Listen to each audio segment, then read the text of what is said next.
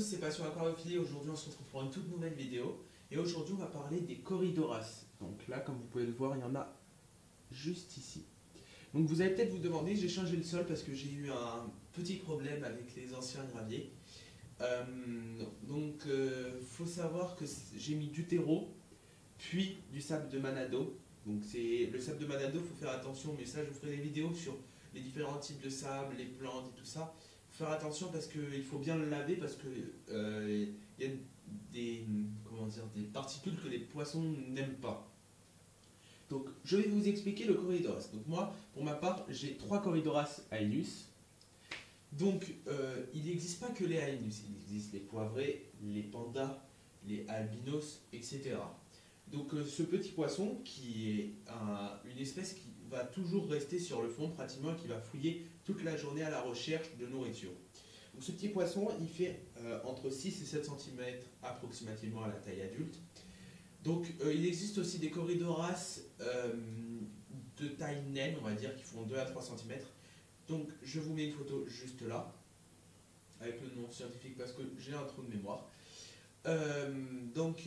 Faut savoir que le Corydoras, c'est un poisson qui a des barbillons. Donc, pour en avoir des Corydoras, faut pas avoir des graviers de type quartz ou du gravier assez gros. Donc là, pour ma part, du Manado, c'est très bien parce que c'est des petits gravillons qui vont pouvoir retourner. Sinon, c'est déjà trop lourd et ça peut leur couper les barbillons, ce qui causera la mort du poisson. Ça vit en banc, donc moi j'en ai pris 3, donc c'est un bon nombre. Il faut se dire que le Corydoras n'est pas forcément l'espèce la plus facile à faire reproduire, mais la plus facile c'est l'Aenus, Corydoras Aenus. Alors quand ils sont petits, on différencie très mal mâle et femelle. Donc il y a des indices, donc la femelle sera un peu plus grosse et aura le bout de la nageoire pelvienne un peu arrondi. Et la dorsale, ça se voit peut-être un peu mieux, aussi la dorsale un peu arrondie, par rapport au mâle où le bout de la nageoire pelvienne et dorsale sera pointu. Donc pour ma part, j'en ai une qui est beaucoup plus grosse que les autres. Donc il faudrait que je vais essayer de vous mettre une photo juste là de la femelle par rapport, de la femelle, non, c'est pas si c'est une femelle, mais de l'individu par rapport aux deux autres. Donc j'aimerais bien parce qu'il faut avoir 2 mâles pour une femelle. Donc si c'est le cas, j'ai une femelle et 2 mâles, je serai très content. Donc faut faire attention, le Corydoras fait, on va dire entre guillemets, la partie des poissons-chats, donc ça a un aiguillon, donc pas sur les nageoires pectorales ni sur la dorsale, c'est vers la nageoire caudale, il a, donc là je vais vous mettre une photo, il a un petit aiguillon. Bon, si vous le prenez, c'est pas trop grave, mais ça peut faire mal sur le cou quand même. Donc il faut savoir que c'est son mode de reproduction, donc c'est pratiquement comme les autres poissons, c'est un poisson ovipare, donc il va pondre des œufs.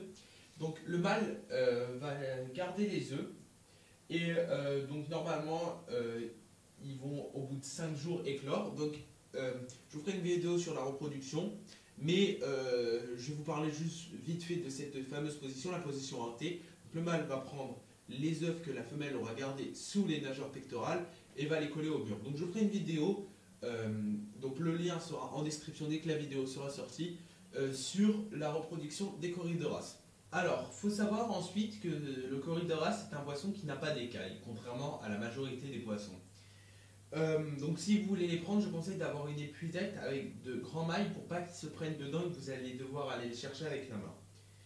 Donc après, la prochaine question que je dis dans toutes mes vidéos, c'est d'où vient-il? Alors il vient presque de tous les pays d'Amérique du Sud, donc surtout dans des rivières de la Colombie, mais il vient à l'exception, en fait on va le faire dans l'autre sens, c'est il ne vient pas, il n'est pas, on n'a pas encore identifié cette espèce dans les pays suivants, le Chili et le Paraguay. Sinon tous les pays d'Amérique du Sud contiennent le Corydoras. Et donc pour la nourriture, c'est bien d'alterner, donc c'est un poisson de fond qui gratte sur le fond, donc je vais vous montrer des pastilles type ça. Donc ces pastilles, ça convient pour les ancestrus, donc je vous ferai une vidéo sur les ancestrus aussi. Donc c'est très bien. Donc les pastilles, variées 1 à 2 fois par semaine des verres de vase congelés. Donc voilà une photo de ce que ça représente. C'est des plaquettes comme les artémias. Et sinon, ce qu'ils aiment beaucoup, donc comme les ancestrus surtout, mais bon, ça c'est à part. Mais tous les poissons aiment, donc les feuilles de nori pour les sushis, mais la courgette. Donc vous prenez, je vous ferai une vidéo sur ça aussi, les nourritures, les bonnes nourritures, les bons légumes surtout, pour les poissons, pardon.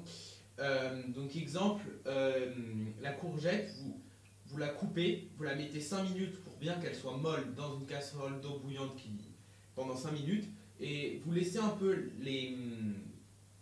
la peau sur le côté. Vous allez voir pour faire le test. Le lendemain, normalement, vous allez vous retrouver qu'avec la peau. Ils auront mangé tout l'intérieur. Voilà. Donc c'est la fin de cette vidéo. N'hésitez pas à vous abonner en activant la petite cloche pour être prévenu de mes prochaines vidéos.